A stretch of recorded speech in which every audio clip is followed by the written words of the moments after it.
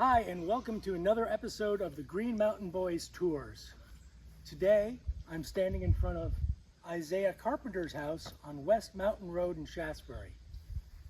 So why are we here?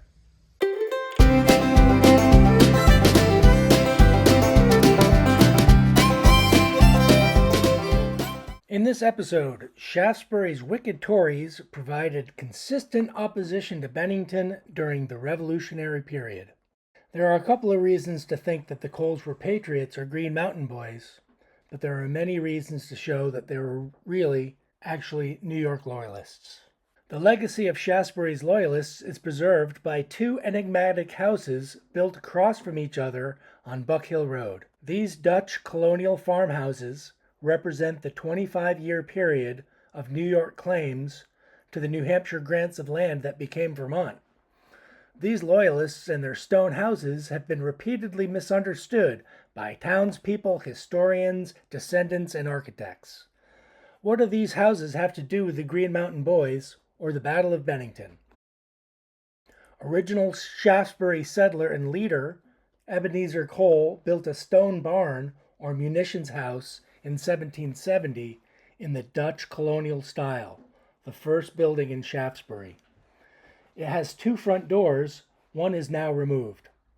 There is no basement, and there was originally a barn door in the back. It is made from reused timbers brought to town and stone quarried from the property.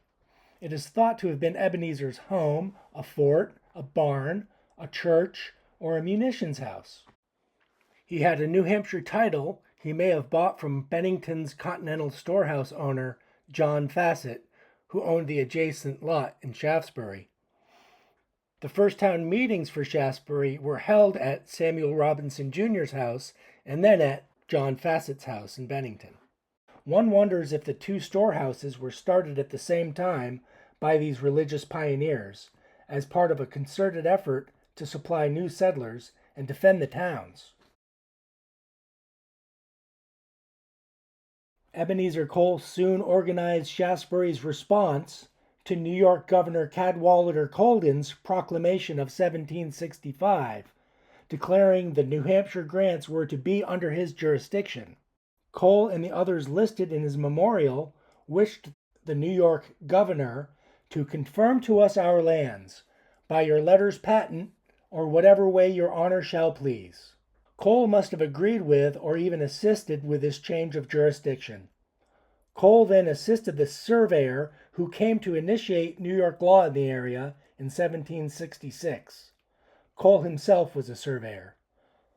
Cole traveled to New York City in 1767, where his grant of land and those of Bennington's Robinson family were confirmed to them without paying the objectionable fees. But this arrangement assumed further cooperation. The Coles did, and the Robinsons did not. Ebenezer Cole wrote an affidavit for New York that ultimately led Sheriff Tenek to evict Shaftesbury settler Isaiah Carpenter in 1770, who would not quit the house till the roof was taken off. It was Cole who specifically claimed Carpenter was opposing New York in the surveyors. His New Hampshire property, which he had not yet paid Moses Robinson for, overlapped with a subsequent New York grant. But his house wasn't on the contested plot. New York won its case versus Bennington and Shaftesbury settlers based upon Cole's and the other Shaftesbury leader and town pastor, Bliss Willoughby's, court testimony. Shaftesbury leaders supported the trials, which were based upon fictitious claims, which we now know were prosecuted almost exclusively by interested parties of all types at every level, and saying that they were wholly fair to Cole, Willoughby, and others. Ebenezer Cole and Bliss Willoughby then became New York magistrates. These men had led different groups of new light religious settlers to Shaftesbury, and together they formed a church which stood just north of Grandview Cemetery. Willoughby had met Samuel Robinson in Portsmouth, New Hampshire, who persuaded Willoughby that the Green Mountains beckoned as the new Israel for these latter-day Puritans. They were seeking spiritual rebirth, moral purity, and emotional engagement with religion. but Willoughby's group had a history of bitter divisions. Ebenezer Cole, in his new role, led Justice of the Peace John Monroe of Shaftsbury Hollow through the woods to Silas Robinson's house on Harwood Hill, and they arrested him there in 1770. This was for stopping the surveyors after New York had just won in the New York court. Silas spent a year in Albany jail. Meanwhile, Willoughby targeted and arrested Remember Baker in Sunderland. Parker Cole joined the New York militia, and Bliss's son, Jeremiah Willoughby, did as well in 1770. This makes it clear that in 1771, at Bennington's famous Breckinridge standoff, where New York brought any and all militia and related officers, the Coles and Willoughbys were on hand to evict the local Vermonters or Green Mountain Boys permanently from their homes. Somehow in 1771, between July and October, Bliss Willoughby's wife and 3 sons all died. One of his sons had his horse murdered in Bennington when he stayed at Safford's Inn. In 1772, Bliss married Ebenezer Cole's sister. In 1772, New York re-granted the pretended town of Shaftsbury, or a large part of it, as the Ebenezer Cole Tract. This fact has never been included in any Shaftsbury story. He received 1,700 acres, most along Buck Hill, and in the same year he and his son Parker Cole started to plan and build a house across from Ebenezer's munitions house that is even more mysterious. This house was again built of locally quarried dressed stone. It is large and impressive for the time period, and it is known to have cost $20,000. One wonders if Dutch tenant or slave labor was involved. There are still 2 front doors indicating the Dutch or German colonial farmhouse mixed-use style. There is a finished basement. The partitioning of rooms is the same as the first floor. This basement apartment or kitchen was connected by a secret tunnel to a cider barn. Legend says that the original flat or low-pitched roof, now replaced with a steep roof, was frequently used to observe travelers who may be hostile or threatening.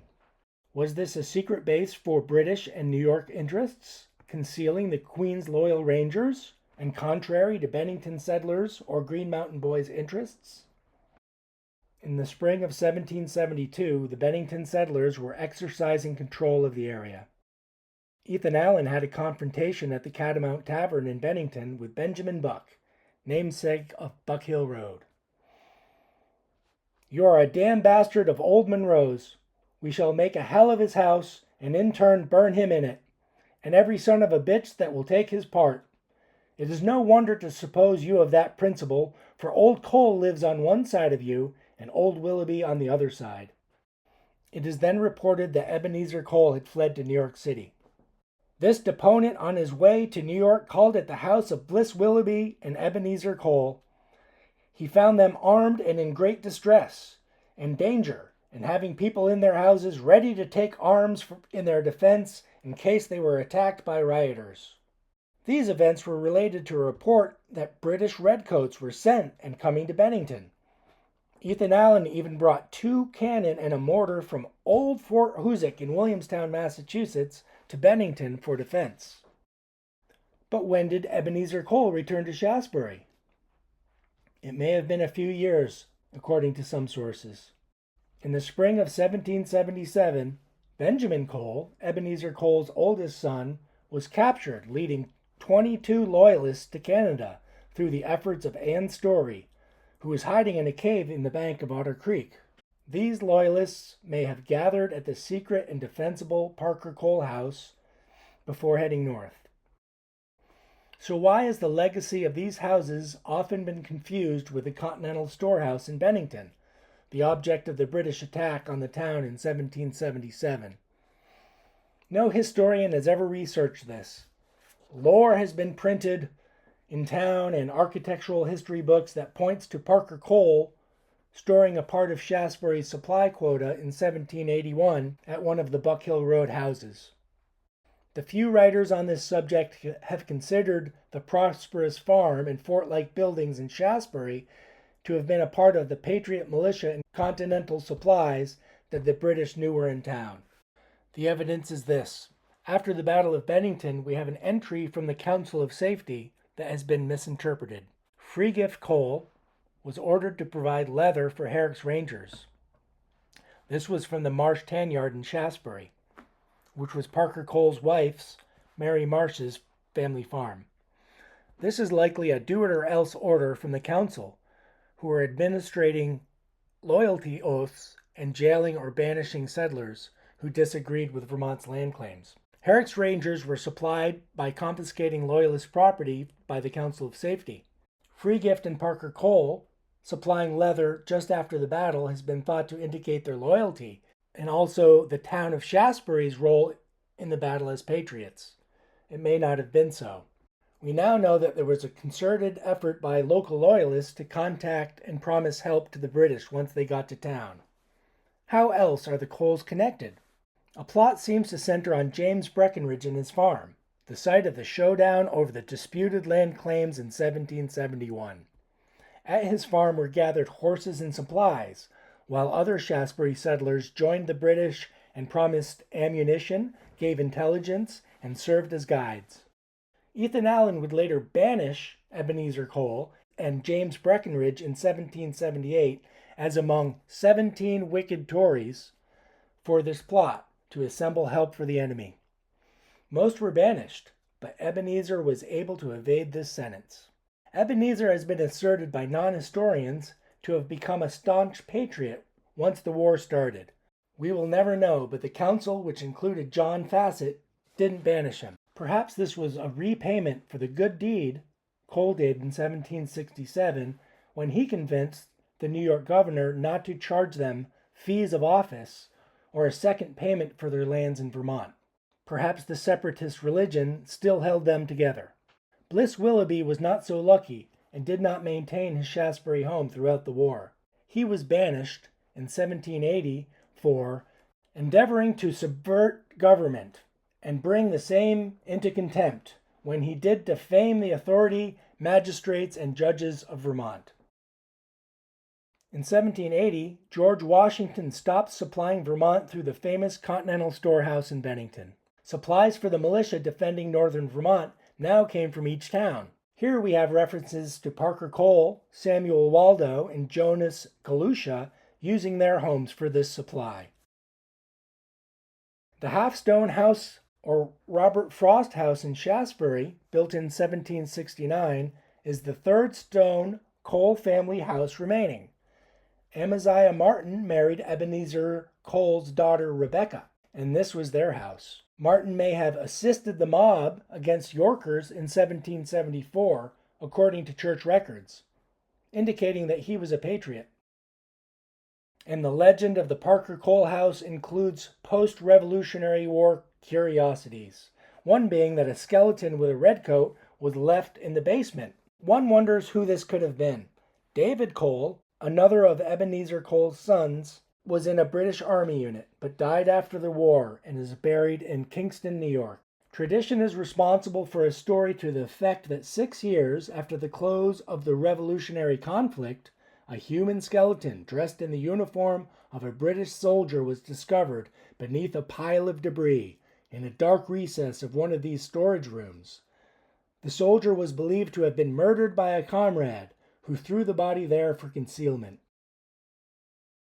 The funny part of all this may be that Ethan Allen, famous for taking Fort Ticonderoga in 1775, couldn't banish Ebenezer Cole in Shaftsbury, just a few miles from his home in Bennington. Perhaps the defensive nature of the Buck Hill Road buildings helped the Cole family oppose Bennington throughout the Revolutionary War period. These houses are still there today and should be remembered. And while the cider barn is now gone, the secret tunnel is still visible from the road and is a symbol of the different loyalties of the first settlers to the area.